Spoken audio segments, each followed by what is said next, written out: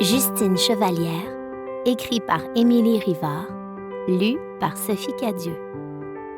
À toutes les Madame Isabelle qui permettent aux enfants, filles ou garçons, d'aller au bout de leur imagination. Mika et Émilie. Chapitre 1. Depuis toujours, Justine rêve d'être un personnage de conte de fées. Pas la princesse, encore moins une sorcière. Elle aimerait plutôt être chevalière. Ce matin, dans la classe de Madame Isabelle, Justine a la chance d'être l'élève du jour. Elle attendait ce moment depuis le début de l'année. Elle et ses amis vivront une aventure très spéciale grâce à leur enseignante, un peu magicienne. Chut! Le reste de l'école ne doit surtout pas le savoir. Dès que la cloche sonne, tous les autres élèves entourent Justine. Ils récitent en chœur la formule magique. Pompier, policière, astronaute ou pâtissière, élève du jour, quelle est ta passion? Ensemble ton rêve, nous réaliserons. Une lumière blanche les enveloppe et... Chapitre 2. Chevalière Justine, j'ai une nouvelle mission à te confier. Une mission? Confiée par la reine Isabelle en personne? Justine est folle de joie. Elle essaie de rester bien droite, mais... comme cette armure est lourde. Justine a l'impression de porter 8 éléphants et 5 hippopotames sur ses épaules. La reine explique. J'ai reçu un message par pigeon voyageur. La vilaine sorcière Babouche a enfermé ma cousine, la comtesse de Bulle de Bas, dans la tour du Marais moisi. Une comtesse à délivrer. C'est une mission parfaite pour la chevalière Justine. Mais au royaume de Madame Isabelle, personne ne part avant d'avoir mangé sa collation royale. Un yogourt au bleuet des bois jolis. À l'instant où Justine est prête à partir, une étrange silhouette l'arrête. « Je viens avec toi, chevalière Juju !» s'écrie sa meilleure amie Mélodie, la bouffonne du royaume.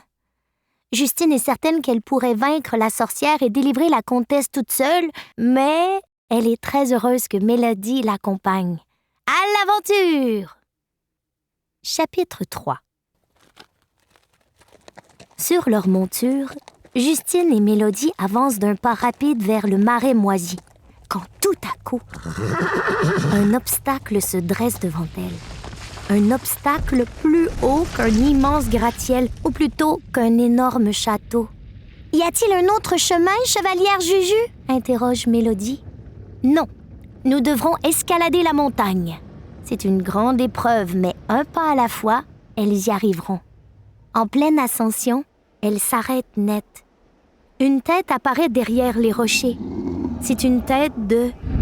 dragon! Mélodie se cache derrière un tas de pierres. Justine n'a pas le temps de l'imiter, le dragon lui barre la route. Son cœur bat à toute allure. « Monsieur le dragon, est-ce que ça te dirait de nous laisser passer ?» essaie Juju. Le dragon répond.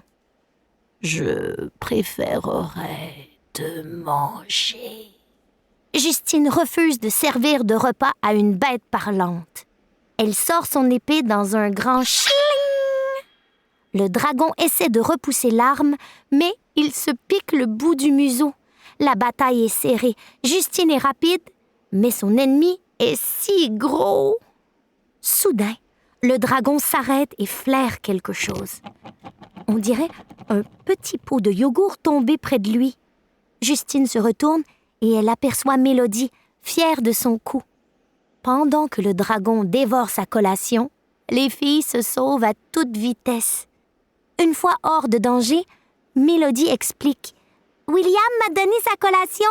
Il ne mange plus de bleuets depuis qu'un petit fruit est resté coincé dans sa narine. » Justine éclate de rire. Quel gaffeur, ce William! Mais elle retrouve vite son sérieux. Cette épreuve n'était certainement pas la dernière. Chapitre 4. Au bas de la montagne, la bouffonne... Nous espérons que vous avez apprécié cet aperçu. Pour continuer à écouter ce livre audio sur Google Play Livres, utilisez le lien dans la description de la vidéo.